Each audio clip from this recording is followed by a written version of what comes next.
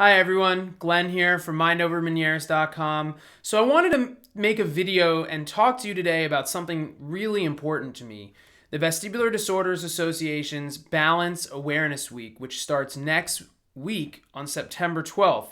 The Vestibular Disorders Association, for those who don't know, is a nonprofit and has been a beacon of hope to the vestibular community for more than 3 decades now, advocating on our behalf, educating us, supporting us, and raising awareness for our struggles.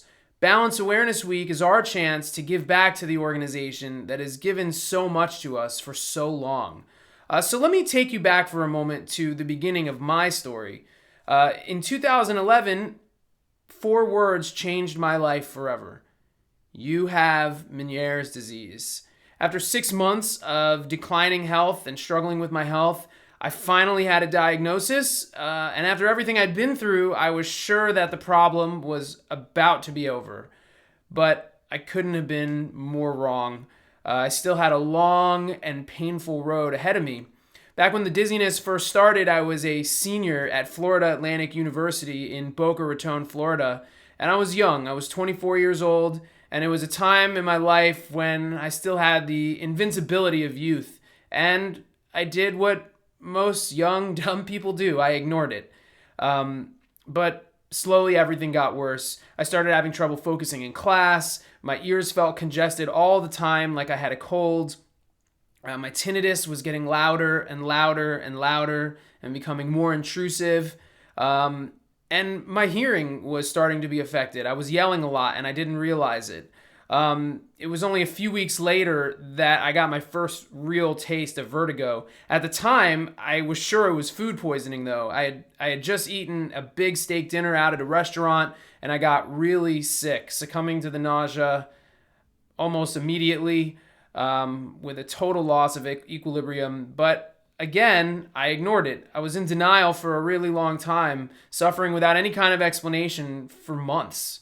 Without any kind of understanding of my situation. It took a massive vertigo attack for the reality to finally hit home.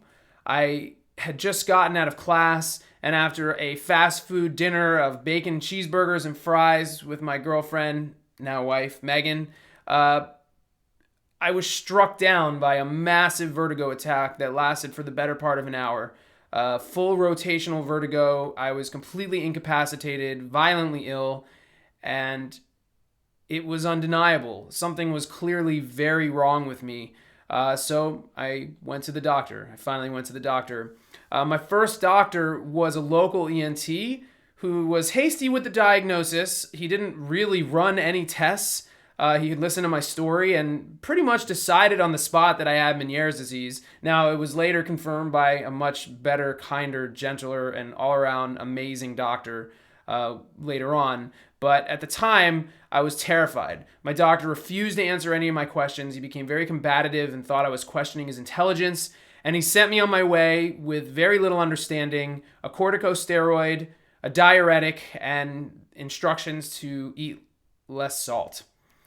So I did what most people do. I went home and I went on the computer and I started Googling for more information. But very quickly I discovered report after report after report of conflicting information on top of the worst cases of suffering.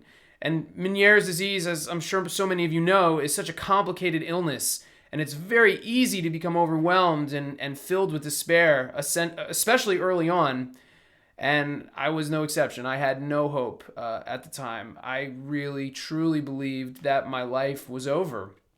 But somehow I was lucky enough to come across the Vestibular Disorders Association's website in those early days, and everything started to change. For the first time in a long time, I had hope and a clear sense of the problem. I had a clear sense of the symptoms. I had unbiased information, and I felt positive for the first time. VEDA was a lighthouse in one of the darkest moments of my life, one that I'm eternally grateful for and proud to be associated with as an ambassador and a volunteer for the last 2 years. But for more than 30 years, VEDA has been educating, supporting, and advocating, and not just for the vestibular patient community, but educating vestibular doctors and professionals as well, which is a much needed service in a world where diagnosis for vestibular problems can be very slow. In a world of people who don't understand, the Vestibular Disorders Association does, and it's time for us to give back what we can.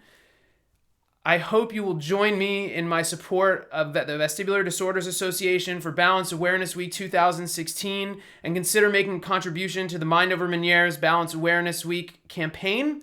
And then just maybe the Vestibular Disorders Association will be able to keep fighting the good fight and supporting us, and keep supporting us for years and years to come. So I will post the link to donate to the campaign below, as well as all of the other different ways to get involved. If you don't have money, you don't need to feel bad. There are many different ways that you can get involved with Balance Awareness Week, from helping to share the social media posts that the Vestibular Disorders Association posts, to participating in the virtual 5K race, the Dizzy Dash. There are a whole bunch of different ways to get involved, and I will leave links below for all of them. So that's all for me today. I hope you guys will join me. This is something that's very important to me and has been for the last couple years. Until next time, everybody, have a great day.